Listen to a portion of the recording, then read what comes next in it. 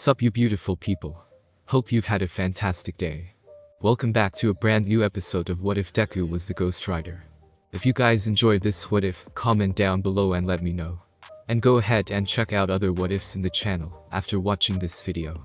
Don't forget to shower some appreciation onto the incredible author responsible for this fanfiction. The link is conveniently waiting for you in the description box down below. Before we get into it though, don't forget to subscribe and leave a like, and also share this video with your friends. So let's start this video. Shota avoided a villain's outstretched arm, and, passing beneath him, managed to wrap his cloth around his opponent's neck. With a violent tug, the villain was knocked forward, crashing his face into the ground.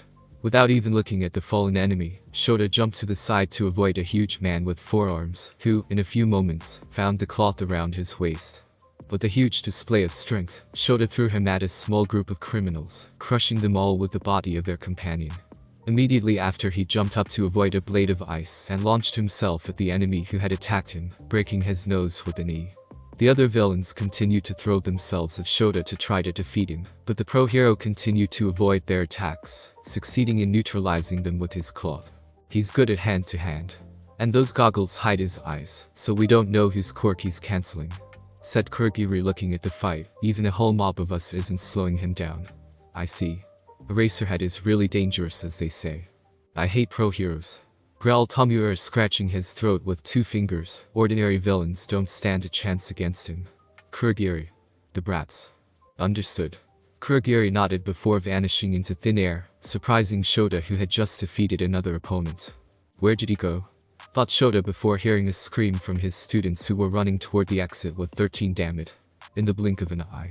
That guy may be the deadliest one here. With the class, 13 had the students stop when, in front of them, the villain made of black fog appeared from the ground, spreading out to the sides to block the passage. Greetings. We are the League of Villains, said Kurgiri with a calm voice. Forgive our audacity, but today we've come here to UA, this bastion of heroism, to end the life of All Might, the symbol of peace. Most of the students widened their eyes in shock after hearing his words, while the others looked at Kurgiri with narrowed eyes. We were under the impression that All Might would be here today, but it seems his schedule was revised. Well, no matter. The tip of a finger of 13 opened, preparing for the impending attack. My role remains unchanged. Suddenly, 3 figures ran towards Kurgiri, surprising him with their speed. Not if we end you first, shouted Ejiro, slashing at the black fog with his hardened arm. Behind him, Denki generated electricity in his right hand and touched the metal part on Kurgiri's neck, electrifying him instantly. The villain grunted in pain, but before he could say anything, a gloved hand approached his face, and a large explosion hit him point blank. Denki, Katsuki and Ejiro landed in front of him, ready to fight again. The Redeed showed his arm while yelling, "Betcha didn't see that coming." For a few seconds, no one could see beyond the black smoke that had formed after the explosion, but then Kurgiri's voice was heard again as the fogman reformed in front of them without any apparent damage. That was close. Yes. Students though you may be, but you're the best of the best. Sensing their opponent's move, 13 raised an arm to try and grab the 3 students who had attacked the villain. Get back here. Now. My job is to scatter you all and torture you to death. Now, be gone, shouted Kurgiri, and, before the students could react, the villain generated an enormous amount of black fog from his body, surrounding the whole group. Surprised by the powerful gust of wind generated by his power, most of the students couldn't defend themselves, but Tenya managed to grab Ichako and Yuga, and then jump away before a dome of darkness surrounded the rest of their classmates. Looking back, Tenya's eyes widened in horror. Everyone. That was a really good jump, Ida, breathed a male voice behind him, and the bespectacled boy was surprised to see a terrified Minoru attached to his back thanks to a sticky ball. Turning again his gaze to the dome, Tenya and the others saw the fog spread, and, much to their horror, they could see that only a few of their classmates remained. 13, who had used their quirk to suck the fog around them, and Meizo, who had used his body to protect Mina and Toru. Slowly, Kurgiri reformed a few meters away from them. It seems I missed someone. Well, it does not matter. None of you will go beyond this point. What do we do now? Asked Minoru, looking at the villain with scared eyes. Everyone, stay calm, said 13, narrowing their eyes. I'll take care of him. You need to escape and warn the principal. What about the others? Shouted Tenya, looking around. We don't know where they are. They've been scattered, but they're all in the facility. said Meizo, whose dupli arms had turned into ears and eyes to look for their classmates. Mina looked back at Kurogiri. Physical attacks are no good. He just warps away. This guy's quirk is too tough to handle. Class vice president, said 13, catching Tenyu's attention. Yes. You need to go. The alarms haven't sounded and the phones are not working. Someone is interfering with the system and whoever it is has hidden themselves well. That being the case, our best option is for you to go back and report what's happening here. Explained 13, still looking at Kurogiri, who was waiting for them. I can't abandon my class with. Just go, Iida, shouted Mina, cutting him off. With your speed he won't catch you. There must be some alarms outside. If you can get out, he won't be able to follow you, added Meizo, stepping forward. We will support you in the most elegant way, said Yuga with a wink. Just like in the cafeteria. Nodded Chako, looking at him with firm eyes. We can and we will provide all the support you need. Tenyu clenched his fists, not knowing what to do. He couldn't abandon his classmates, but at the same time he could not stay there without doing anything. Iida. The voice of 13 shook him out of his internal conflict. Please, you court to save us all. Do it. Aside from the fact that you have no hope, said Kurogiri, advancing toward them. What sort of fool discusses strategy in front of the enemy? It hardly matters if you overheard, said 13, opening again, the tip of their fingers starting to suck Kurogiri with their quirk. You can't stop us. You say so, but started Kurogiri, not at all worried by his opponent's quirk. Before 13 could understand Kurogiri's intentions, a black portal opened in front of them and another behind them. The students could only watch in horror as 13 was torn to pieces by their own quirk, destroying their back and the back of their helmet, revealing a seemingly empty suit. 13, looks like a disaster relief hero can't measure up to even the most ordinary of heroes when it comes to a fight, said Kurogiri, looking at his opponent. And now you find yourself ripped apart by your own power. He warped me. I'm done for, thought 13 before collapsing on the ground. Iida. Go, shouted Mina, rushing to the side of 13. Tenyu looked at them again for a second before running at full speed to the exit while cursing his choice. Kurogiri looked back at Tenyu, ignoring the others. My dear, we merely need to wait for All Might to appear. And in the blink of an eye, he was in front of the bespectacled boy. It would hardly be to our benefit if you called for your teachers. They're counting on me, thought Tenyu, looking at the black mist. I can stop here.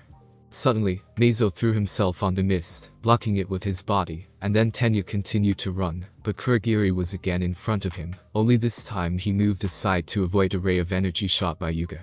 Ignoring the explosion behind him, the villain just turned to see a Chako running toward him, and it was clear that the girl was aiming at the metal plates on his neck. Clever, but it won't work, said Kurogiri, preparing his quirk to teleport a Chako away, but at the last second, Tenyu jumped in the air and, after grabbing his classmate, used a burst of his quirk to avoid the mist, landing near Meizo and the others. That's no good. We're at the starting point, shouted Minoru, crying like a baby. How can we go through him? We don't have to, said Tenyu, surprising them with his calm voice. We have already done it. Kurogiri narrowed his eyes at him, but then, much to his surprise, he saw a pair of boots and gloves on the ground, behind Mina. Looking back, he saw that the front door had been damaged by an explosion and was open. I see. That blonde boy destroyed the door when I avoided his beam, and the invisible girl took the opportunity to escape, said Kurogiri, looking at the students who were now ready to fight him. If that girl warns the other teachers, it will be game over. I have to report what happened. And with that, he vanished into thin air. Where did he go? Asked Minoru, looking around. When he realized that Higakure had managed to escape, he decided it was better to change tactics. He probably went to warn the other villains, said Meizo before looking at Tenyu. Iida, you should follow Higakure. She's not fast like you and we need the other heroes to be warned quickly. The bespectacled boy was about to retaliate, but now the situation was different, and since Kurogiri had gone away, his classmates could go to help others.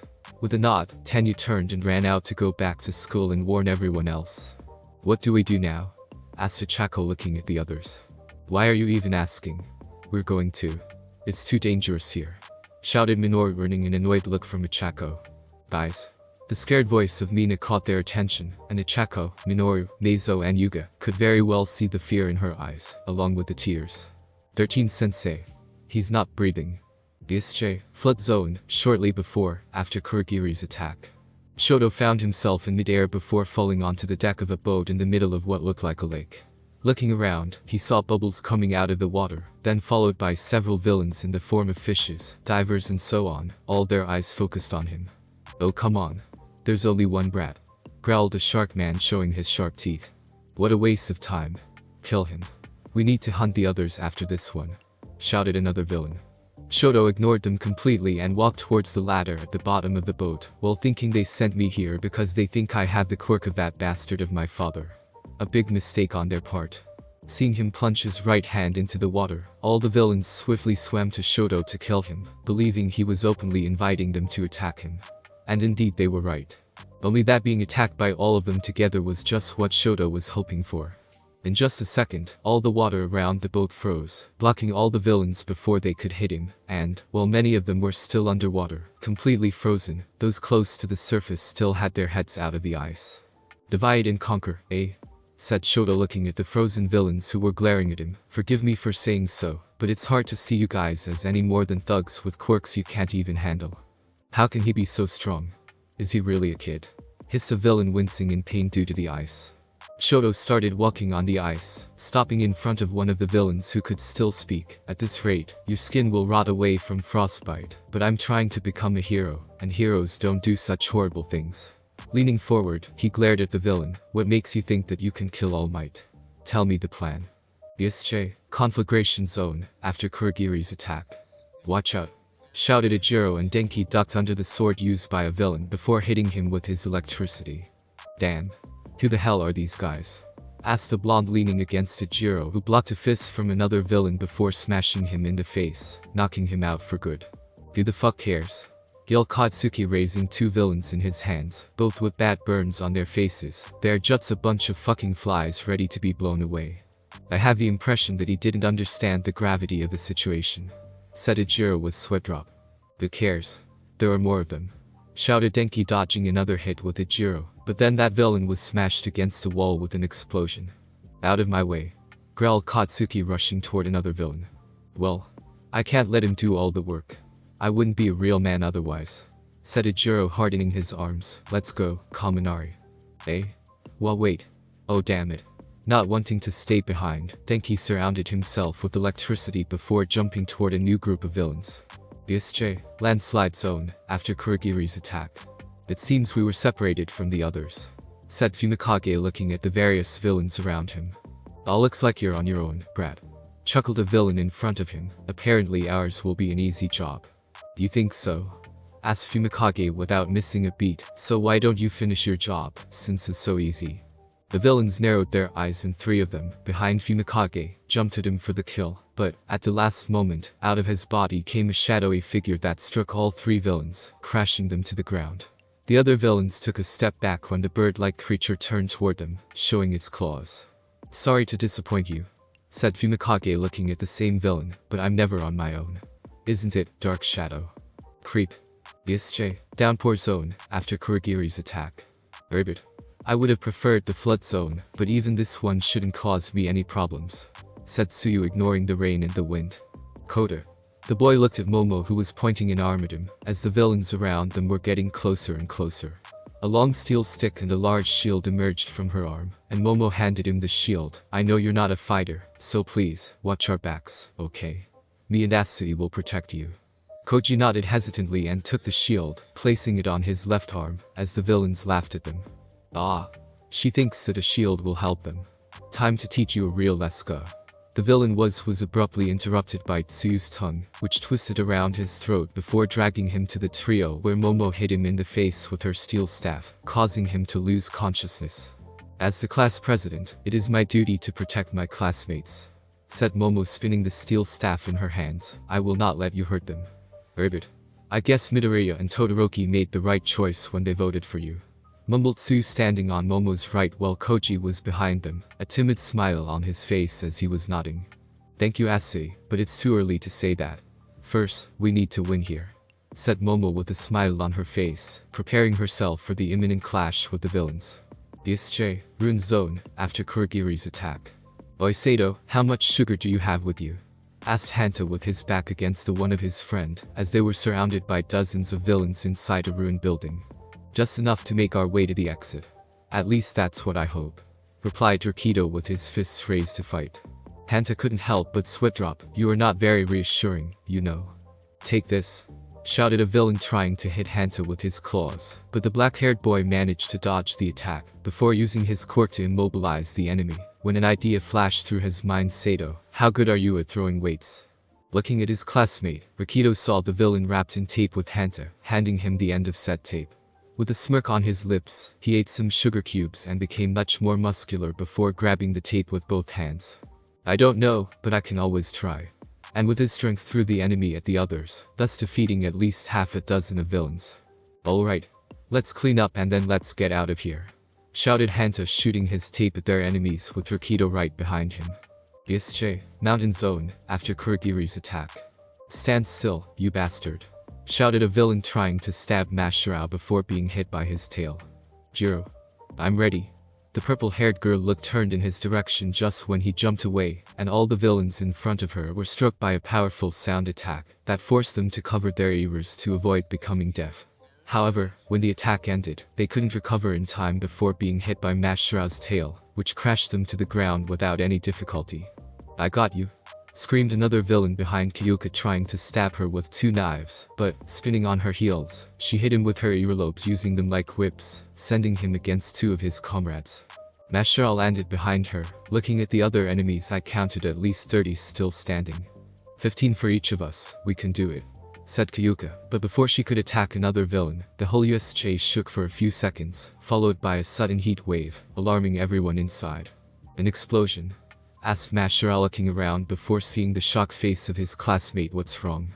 Something happened in the sandstorm zone. It was Midoriya. BSJ, sandstorm zone, after Kurogiri's attack. Flames and sand danced in the wind as the only 2 fighters left in the area continued to fight ferociously, trying to end the battle. Even though their fight had been going on for several minutes, neither Izuku nor Flint showed signs of weariness. Steaming craters surrounded them, obvious signs of Izuku's powers, and what remained of the other villains who had found themselves in the wrong place at the wrong time. Although he focused exclusively on the enemy with the sand-based quirk, Izuku hadn't spared the other villains, killing them one by one before they could escape from his flames.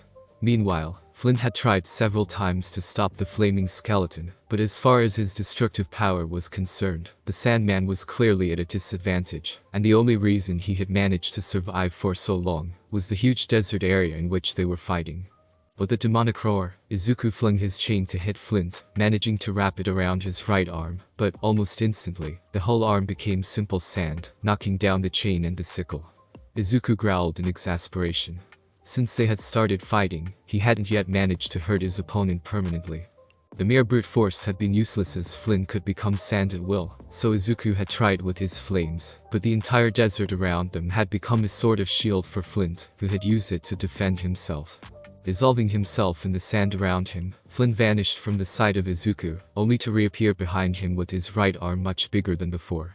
When Izuku noticed his presence, he turned to protect himself, but the huge fist, now hard as steel, impacted with his skull, cracking it in several places. The power behind the fist threw Izuku several meters away, making him bounce off the sand dunes. When he managed to stop, Izuku immediately turned to his opponent as the cracks on his skull healed quickly, but Flint had vanished again. At that moment, a tentacle of sand twisted around his ankle before lifting him up into the air. Looking down, Izuku saw that it was Flint's right arm, but before he could destroy it, his opponent turned his left hand into a huge, smooth block of compressed sand. Without giving the flaming skeleton time to react, Flint crashed him into the sand, cracking both Izuku's bones and the block of sand, then compressed his body using his right hand, after turning it into a block similar to the other. At the moment of impact, Flint heard the sound of Izuku's bones as they broke under the pressure of his sand, but, through the thin slit that divided the 2 blocks, he saw a light grow brighter and brighter. Widening his in surprise, Flint turned again into sand before a violent explosion broke out between the 2 blocks, destroying everything within a radius of dozens of meters, and shaking the entire structure for a few seconds. Reforming slowly at a safe distance, Flint saw the consequences of that explosion, which was a huge crater in the center of which was Izuku with the costume ruined in several places. The boy was several meters below him, and under his feet there was reinforced concrete, a sign that he had reached the bottom of that area. Looking around, Flint noticed that in many places the sand had been turned into glass, and some pieces of glass were about to melt. The heat produced by his flames has increased exponentially, even if only for a few moments. At least 2000 degrees Celsius if he managed to turn my sand into glass and melt it. Thought Flint, looking back at Izuku, who was now glaring at him. Could it be that he cannot maintain certain temperatures without destroying himself? Or maybe he did it so as not to put the other students at risk. A temperature too high could have serious consequences on those who cannot sustain them. Still clutching the chain in his hands, Izuku tried to hit his enemy after inflaming it, but this time Flynn put both his hands in the sand below him, and created a sand wall in front of him with which he blocked the chain. Before Izuku could recover his weapon, Flynn changed the sand wall into his arms and broke the chain with a violent tug, throwing the end with the sickle on the ground, then letting the rest go. Izuku looked at his weapon now destroyed, and with a deep growl, he threw it to the ground, before looking back at his opponent. Without wasting time, Izuku jumped toward Flint, creating two balls of fire that he threw with precision, but instead of aiming directly at Flint, he aimed at the sand beneath him. His opponent seemed to guess his intentions, and immediately created a sand wall in front of him to protect himself. The balls of fire hit the wall without being able to destroy it, but Izuku did not even notice, and when he landed in front of the wall, he put his hands on it. On the other side, Flynn barely managed to notice the temperature increase, and dissolved into the sand below, before a huge cone of flames could hit him.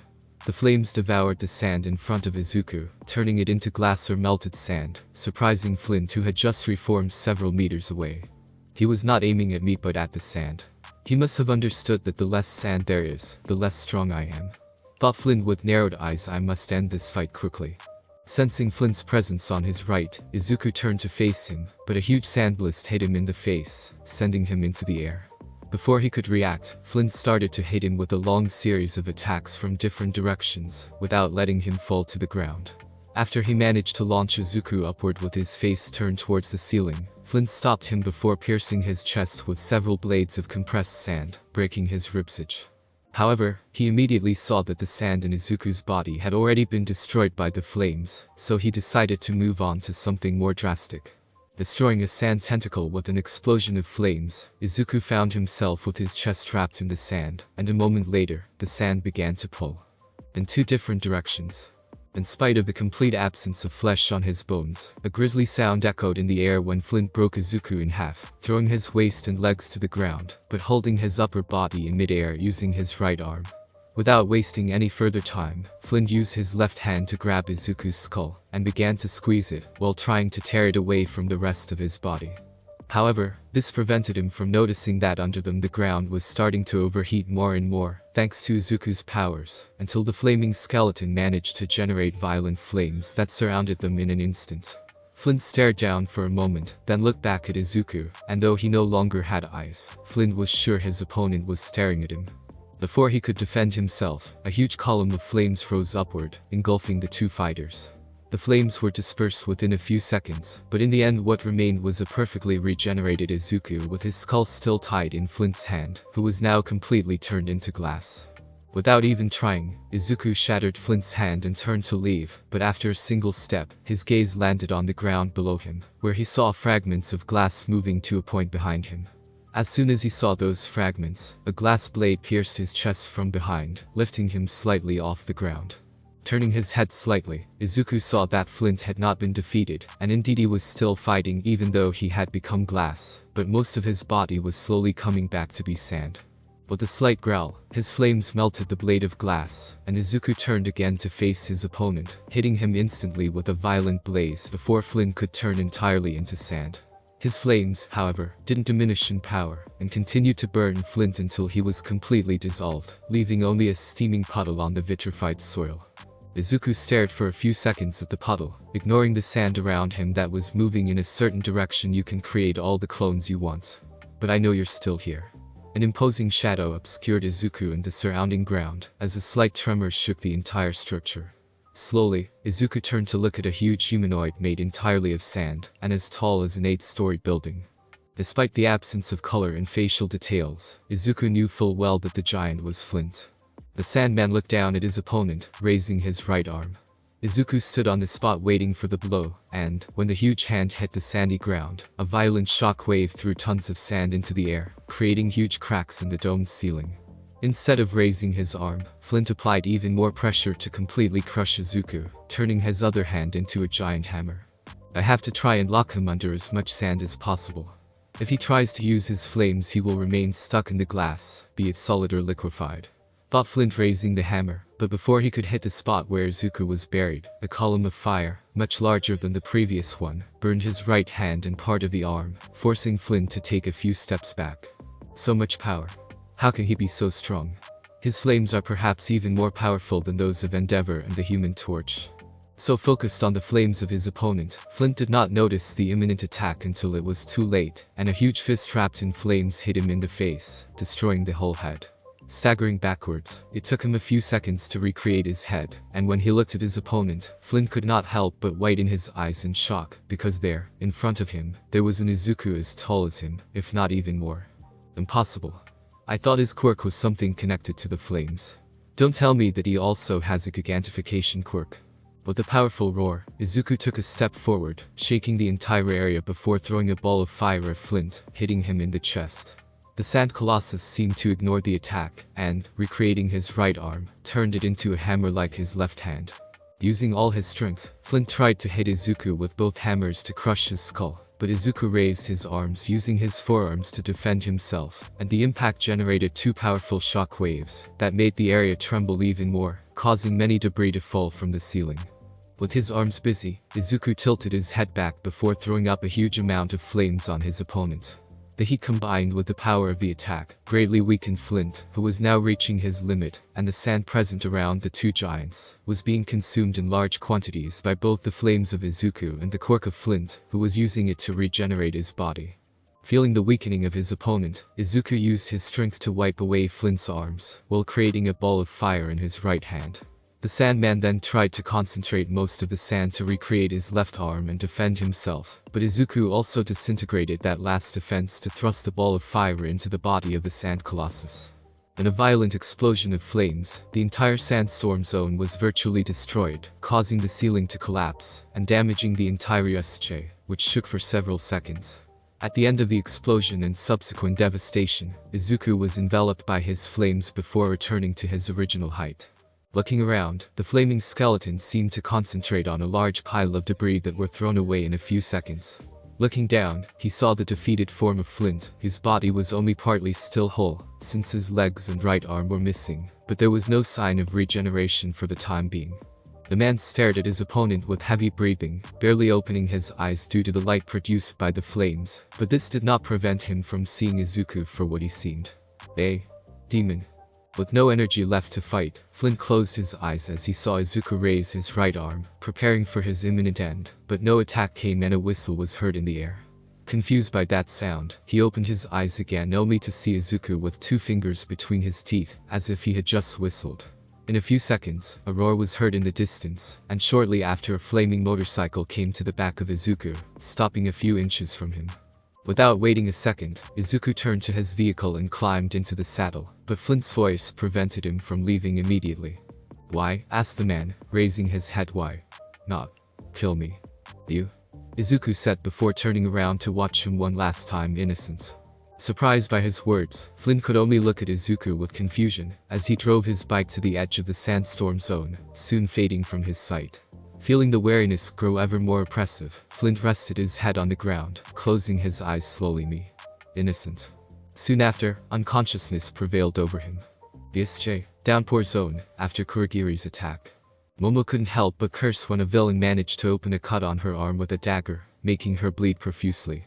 A new wound that was added to the list of wounds received since she found herself in that hell with her classmates. Behind her, Koji was barely conscious on the ground with a nasty wound on his belly, and his blood-stained hands trying to stop the bleeding, while Tsuyu was at his side to protect him in case some villain managed to get past Momo, the only one to keep them at bay at the exit of the alley where they had taken refuge. In the last few minutes, the situation had degenerated to extreme levels. After a first moment of apparent victory, the villains had exploited Koji's situation to attack him. Neither the seismic shocks that had shaken the area nor the sudden heat wave had served to make them run away, and when one of those villains had managed to stab Koji, the situation had worsened further. "I don't know how long I can go on with this. I'm running out of energy and there are still at least 20 enemies. thought Momo hitting a villain in the face with her staff, but at that moment another criminal succeeded in grasping her staff before kicking Momo away, causing her to fall to the ground. "Time for some payback, bitch," said the villain with a huge grin. "We'll have some fun with you and that frog girl before killing you." The villains behind him rejoiced at his words, but soon the screams of many of them turned into shouts of terror and fear. The villain who had struck Momo up turned to see what was happening, and the last thing he saw was a dart of flames flying towards his face. Momo, Tsuyu and a very pale Koji could only watch in silence, as all the villains were reduced to heaps of ashes by fire attacks, and, seconds later, a motorbike wrapped in flames passed in front of the alley without stopping, heading towards the center of the USJ. "Ribbit. That bike," whispered Tsuyu looking at Momo. "Was it Midoriya?" I think so," said Momo looking at the piles of ash as they were washed away by rain and wind before focusing on another problem. "No time for that. Kota is still injured. I will create gauze and painkillers. Asui help me." While creating the necessary medications, Momo couldn't help but look back at where she had seen the motorcycle pass. Was it really Midoriya? He killed them so easily. Without hesitation. A shiver ran through her back making her tremble, and the young girl couldn't tell if the cause was the rain, the wind or something else. USJ, Central Plaza, meanwhile. Fear and horror were the only things Shoto could think of, as a chilling sound of broken bones was heard in the air. In front of him, a few meters away, his teacher was crushed to the ground with both arms broken in several places. The huge Nomu with the bird's beak made a sharp and inhuman sound while behind him, Tomura watched everything with a hidden grin. "Meet the anti-symbol of peace. The bioengineered Nomu. He snapped my arms like twigs.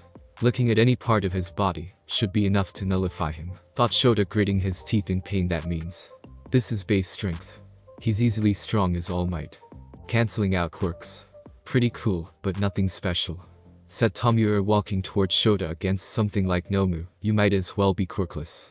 "I have to think about something, but I'm pretty sure," thought Shota looking at the second Nomu behind Tomura, "that the other one will do something as soon as I try to intervene." And just when he was about to attack with an area attack, Kurogiri reappeared behind Tomura. "Kurogiri. Is 13 dead? He's incapacitated, maybe dead. But there were some students I couldn't warp away. One of them escaped." "Oh?" Tomura looked back at him, scratching his neck. "Kurogiri. I'd turn you to dust if you weren't our ticket out of here. We don't stand a chance against dozens of pros. It's game over, man, game over. For now." Looking away he added, "We're leaving." "They're leaving?" thought Shota with a raised eyebrow. "They did all this mess to kill All Might, and then they leave just like that. What's wrong with these guys?" "But before that," said Tomura, catching his attention, which soon turned into anxiety, when Tomura looked right at him. "Let's leave at least one dead kid." In a burst of incredible speed, he was in front of the boy with his right hand a few inches from the face of Shoto to wound the pride of the symbol of peace. "Wah!" Shota couldn't say anything. That Tomura's fingers touched his face, but strangely nothing happened. After a few seconds of silence, the villain slowly turned to Shoto, noting his bright red eyes. "You really are pretty cool." A raised head. The Nomu who kept Shota firmly crushed his head in the ground, but those few moments of distraction were all that you need to Shoto to create several spikes of ice in front of him. However, Tomura avoided them all with a leap backward. Trying to hit him again, the Son of Endeavor created more ice, but with a simple call from Tomura, the Nomu with the beak stood before him, and with one fist destroyed all the ice coming, shocking the Shoto. A single punch was enough for him. Not even that bastard of my father would be able to do something like that. How strong is that creature? Thought Shoto, preparing himself for another attack, but then, the sound of an engine was heard in the air, and from some not-so-distant trees, a motorcycle flew into the air with a skeleton dressed in black riding it. Izuku landed not far from the group, and everyone turned to him without reacting immediately upon his arrival. "Flaming Centaur," said Tomura, "if you're here it means that pile of sand has failed. Figured if I could trust an American with such a task. I guess we'll have to take care of you." Without giving him the opportunity to speak further, Izuku accelerated towards Tomura to hit him, but the second Nomu intercepted him in a few moments, lifting the bike and hurling it in the distance with Izuku. Without waiting any longer, the eyeless Nomu took a huge leap to follow Izuku, as Tomura returned to look at Shoto. "Now? Should we resume our..." Boom. A deafening noise echoed in the USJ as what remained of two steel gates crashed in the center of the plaza, risking to crush some villains. Everyone turned towards the entrance where a large cloud of dust and smoke had been generated, and in the silence that followed that violent noise, the sound of footsteps echoed in the air as a figure began to emerge from the smoke. I had a bad feeling, so I tore myself away from the mic chat with the principal and came here. Mina, Achako and Minoru could only cry tears of joy at hearing his words, while Yuga and Maisel looked in awe at his imposing figure. I passed young Ida and young Higakure on my way, and got a rough idea of what had happened. Grinding his teeth, his figure soon became visible to all the remaining villains who could only watch him, while intimidated by his aura of power. But grief, it really makes me angry. Thinking about how frightening it must have been for the children. And how hard my juniors fought. But that's why I must proudly say. Slamming a foot on the ground, thus creating cracks in the floor, he tore off his tie with brute force. It's fine now. I am here. All Might, cried Achako, wiping away her tears while the villains stepped back from him. It's really him. It's my first time seeing him in person. He looks so intimidating. All Might. The desperate voice of Mina caught his attention, but then, he saw the unmoving form of 1313 Sensei. He. Widening his eyes, All Might quickly approached the hero on the ground, looking in horror at the wounds they had suffered. 13 was not like most people, as they didn't have a real body, and their suit had been specially designed to allow them to move freely, but now that the suit had been almost completely destroyed. 13. Slowly, All Might placed a hand near the base of their helmet to feel the equivalent of a heartbeat that, in the case of 13, was equivalent to a kind of faint vibration that could be felt by touching his suit. Upon touching the suit, All Might felt nothing. What lay in front of him was only an empty suit. 13, the space hero, was dead. A dark silence fell on the small group as All Might kept staring at 13's suit, his face shadowed by the overhead lights. All Might, whispered Mina, feeling suddenly frightened by the presence of the hero in front of her. Everyone. His voice made them shiver instantly, and both Minoru and Yuga stepped back unconsciously. Stay here. And with those words, he vanished into thin air, surprising the students. A moment later, screams of pain rose in the air, and they barely had time to look in the plaza, where All Might had already wiped out most of the villains, who fell to the ground with broken limbs. He gently took Shota in his arms. Sorry, Aizawa. I was too late. Turning to Tomiura and the others, a sudden blue glow lit up in his eyes, and a moment later, Shoto found himself at his side with the unconscious Eraserhead, as the hand on Tomiura's face fell to the ground, as if it had been hit by someone. Young Todoroki, said All Might, catching the attention of the student. Go to the entrance. I'm leaving Aizawa to you. He's unconscious. Hurry. Shoto looked at him with a worried expression. All Might, that villain with the beak. He destroyed my ice with just one punch. He is probably as strong as you. Young Todoroki. All Might didn't look back, preferring to keep his eyes on Tomiura. Go. Settling Shota over his shoulders, the student nodded to the hero and ran off to the entrance, leaving All Might alone. Meanwhile, Tomiura had bowed to pick up the hand that covered his face, placing it slowly where it was before. Throwing punches to save people. That's our state-sponsored violence, said Tomiura, slowly turning toward All Might with a sick grin. You're fast. Too fast to keep up with, but not as fast as expected. Could it really be true that you are? The words died in his throat, and his grin vanished from his face, as soon as he saw the expression of All Might, who was still glaring at him. What is this? Thought Kurogiri, looking at the hero with a shiver running down his back. For that mission, they had prepared themselves to the best of their abilities to face All Might, learning all that was possible about him, and one of the things that everyone knew in the world was that he always smiled. Except at that moment. His face was a mask of fury and rage, and the black glare of his eyes did nothing but make him even more menacing.